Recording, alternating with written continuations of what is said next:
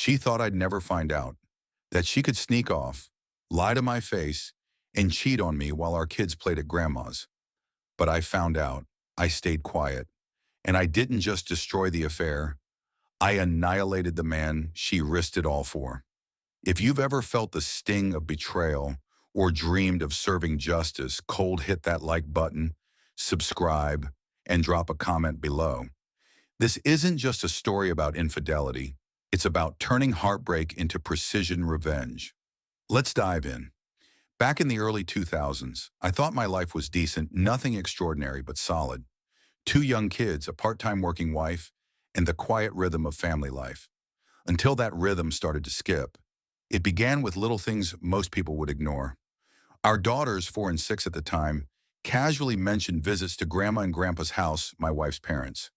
That in itself wasn't unusual, but they lived 90 minutes away, and they were apparently visiting 2, sometimes 3 times a week. That didn't add up. She worked part-time. What could possibly justify that many trips, that much driving, for what should have been free babysitting? I asked her. Calmly, casually. She denied it, of course, said I was overthinking, but the way her voice caught, the way her eyes didn't meet mine, she was a terrible liar, and I wasn't going to let this lie slide. So I did what any husband with an itch in his gut and a storm in his heart would do. I started logging her mileage. Each week, I noted the odometer, quietly, systematically, and wouldn't you know it, she was driving nearly 400 extra miles every week. That's not a few extra errands. That's a whole other life. Still, I didn't confront her. Not yet. Then one day I came home to find her AOL login written on a sticky note beside the computer. Maybe it was carelessness. Maybe it was arrogance. Either way, it was my chance. I logged in, and what I found shattered any remaining hope that I was wrong. Emails. Casual, nasty, gossipy emails between my wife and her college best friend. They talked about her lunch meetups with an ex from high school, how they'd catch up while the kids were with her parents, how his wife had let herself go after 3 kids, and how at least she got something out of it. I printed the emails, every single word, but still I wanted the full picture. Because what I was about to do, I wanted it airtight. I called an old friend from high school who'd gone into law enforcement. He wasn't the type to judge, just the kind to help. He put me in touch with a retired cop turned private investigator. Let's call him Ron. Ron was a bulldog in khakis, calm, quiet, and relentless. I gave him the emails and told him everything I knew, the lies, the mileage, the locations. He nodded once, took notes, and said, "I'll find the truth." 2 weeks later, I had the truth. Photos, dates, times. My wife dropping off the kids at her parents' house, then lunch at a sad-looking diner off the highway, then a sleazy motel. Always the same room, always a few hours, then back to pick up the kids and home, like nothing happened. I remember holding that report in my hands. It felt like gripping a blade and knowing exactly where to aim it. But I didn't swing just yet, because I wanted to know, who was this guy? Ron delivered again. His name was Bob. He was married, 3 kids, and best of all, he worked as a vice president of sales for his father-in-law's company.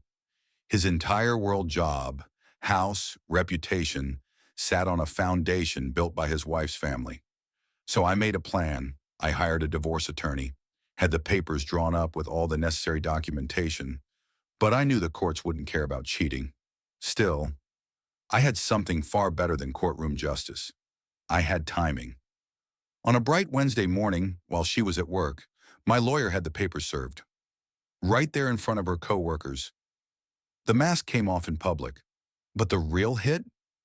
That was reserved for Bob. That same day, Ron met with Bob's wife. He handed her the report, every photo, every timestamp, every detail. I wasn't there, but Ron said she didn't cry. She went silent, nodded, said thank you. That silence? That was the sound of a storm forming.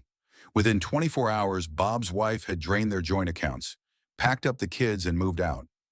She told her father everything, And when Daddy heard how his golden boy son-in-law had been using company time and family trust to cheat, Bob was fired on the spot.